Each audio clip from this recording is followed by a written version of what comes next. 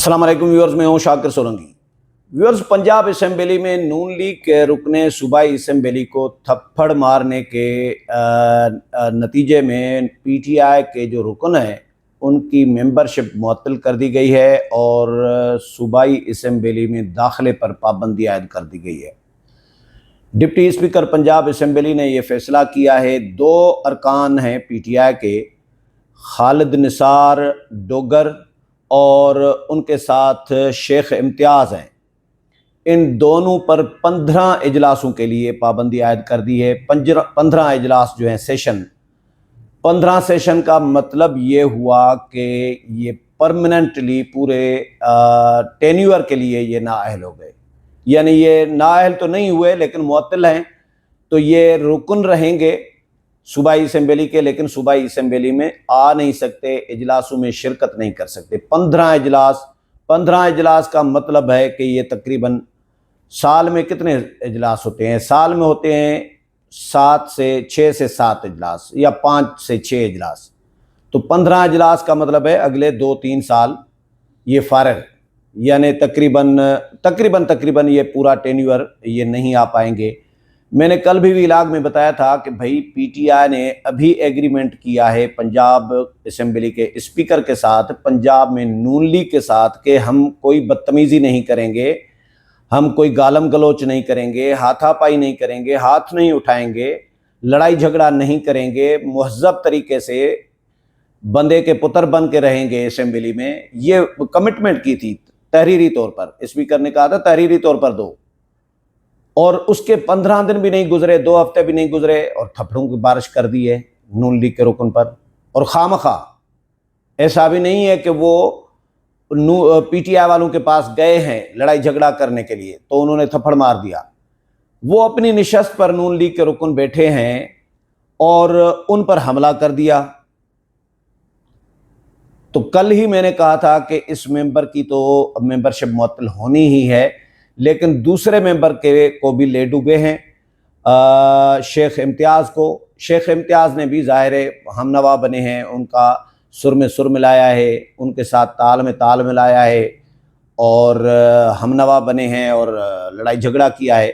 तो मैं ख़बरें आपको शेयर कर देता हूं। और इसके अलावा एक और ख़बर भी है बैरिस्टर गोहर के हवाले से और इलेक्शन कमीशन के हवाले से। इलेक्शन कमीशन पर बैरिस्टर गोहर ने इल्ज़ामात लगाए हैं। इलेक्शन कमीशन ने पीटीआई के अपोजिशन लीडर जो पंजाब असेंबली हैं उन समेत एजाज चौधरी और बाकी जो मेंबर हैं सूबाई असेंबली के जो नाअहल हुए हैं, गुजरांवाला की एजाज चौधरी भी हैं और अहमद चट्ठा हैं, अहमद खान बुच्चर हैं, इनको सज़ाएं हुई हैं 10-10 साल की।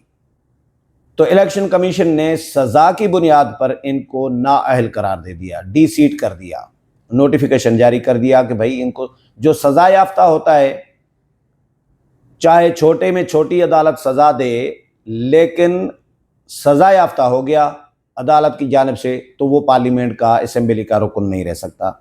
इलेक्शन कमीशन उसको डी सीट कर देता है। तो उसके हवाले से इलेक्शन कमीशन ने नोटिफिकेशन कर दिया, उनको नाअहल करार दे दिया। तो बैरिस्टर गोहर ने इल्ज़ामात लगाए हैं, फिर इलेक्शन कमीशन ने उसको जवाब भी दे दिया है, वो भी मैं आपको ख़बर शेयर कर दूंगा।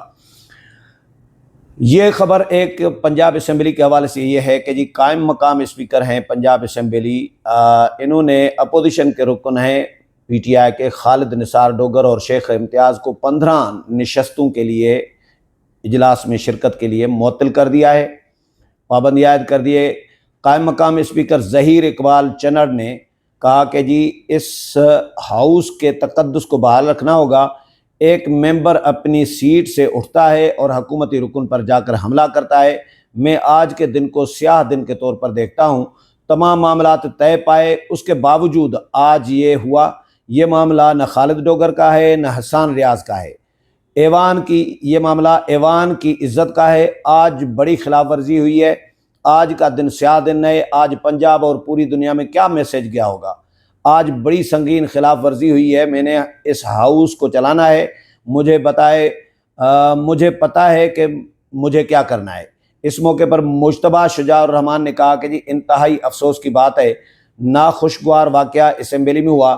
حکومتی اور اپوزیشن ارکان واقعے کی مذمت کرتے ہیں۔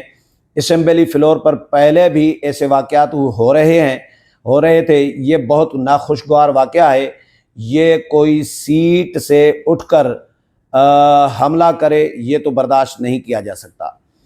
اس سے پہلے پنجاب اسمبلی کے اجلاس میں حکومت رکن حسان ریاض اور اپوزیشن کے رکن خالد زبیر میں ہاتھا پائی ہو گئی۔ ارکان خالد نثار ڈوگر ہیں۔ ارکان اسمبلی نے ایک دوسرے کو تھپڑ مارے۔ صوبائی وزیر ذیشان رفیق نے بھی ہاتھا پائی میں وہ بھی کود پڑے۔ قائم مقام اسپیکر نے حسان ریاض اور ذیشان رفیق کو بار بار منع کیا۔ بعد ازاں پنجاب اسمبلی کا اجلاس 5 منٹ کے لیے ملتوی کر دیا گیا۔ ڈپٹی اسپیکر نے دونوں ممبران اسمبلی کو چیمبر میں بلا لیا۔ قائم مقام اسپیکر پنجاب اسمبلی کی زیر صدارت حکومت اور اپوزیشن ارکان کا اجلاس ہوا۔ قائم مقام اسپیکر نے ملک ظہیر اقبال نے اپوزیشن ارکان کو ایوان میں واپس بھجوا دیا۔ قائم مقام اسپیکر ملک ظہیر اقبال کی سینئر حکومتی ارکان کے ساتھ مشاورت ہوئی۔ سینئر حکومتی ارکان کا موقف ہے کہ اپوزیشن کا یہ رویہ ناقابل قبول ہے۔ نعرے بازی برداشت کی جا سکتی ہے مگر ہاتھا پائی ناقابل برداشت عمل ہے۔ اس کے بعد ڈپٹی اسپیکر نے ان 2 ممبران کی رکنیت معطل کر دی ہے 15 اجلاسوں کے لیے۔ اب آتا ہوں بیرسٹر گوہر کے الزامات جو الیکشن کمیشن کے اوپر لگائے ہیں۔ الیکشن کمیشن یہ بیرسٹر گوہر کا یہ ہے کہ جی الیکشن کمیشن آف پاکستان نے بیرسٹر گوہر کہتے ہیں کہ جی Pakistan Tehreek Insaf P T I کے چیئرمین بیرسٹر گوہر نے الیکشن کمیشن کو پی ٹی آئی کے حوالے سے متعصب قرار دیا ہے۔ اپنے بیان میں بیرسٹر گوہر نے کہا کہ جی اس وقت جمہوریت داؤ پر لگی ہوئی ہے۔ ہمارے ارکان کو آئین کے آرٹیکل 63(1)H کے تحت نااہل کیا گیا، یہ جانے بغیر کہ ATC سرگودا کی عدالت کی سزا قانونی طور پر درست ہے بھی یا نہیں۔ الیکشن کمیشن کے فیصلے پر رد عمل دیتے ہوئے چیئرمین پی ٹی آئی نے کہا کہ جی یہ سلسلہ بند ہونا چاہیے۔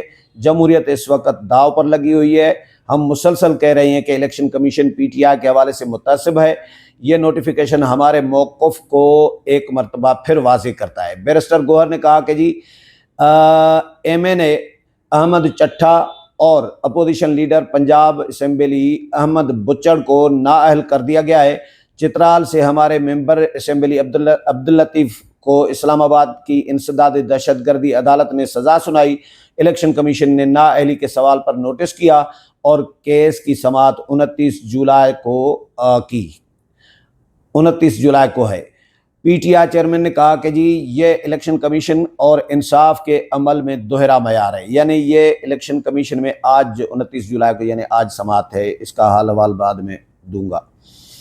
الیکشن کمیشن نے بیرسٹر گوہر کے الزامات پر یہ جواب دیا ہے کہ جی بیرسٹر گوہر کے بیان کی سختی سے تردید کی ہے الیکشن کمیشن نے، اور سینیٹر اعجاز چودھری، MNA محمد احمد چٹھا اور MPA احمد خان کو انسداد دہشت گردی کی عدالت نے سزا دی تھی جو ابھی تک برقرار ہے۔ اس فیصلے کو سیٹ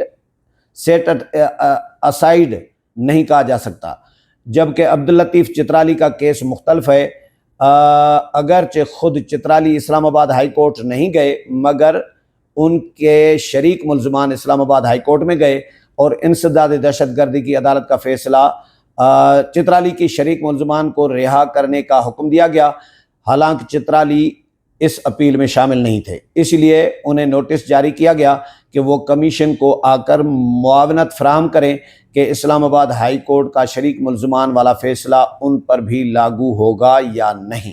تو یہ 2-3 خبریں تھیں جو آپ کے ساتھ شیئر کی ہیں۔ اگلے پروگرام میں پھر ملاقات ہوگی، تب تک اجازت چاہتا ہوں۔ اللہ حافظ۔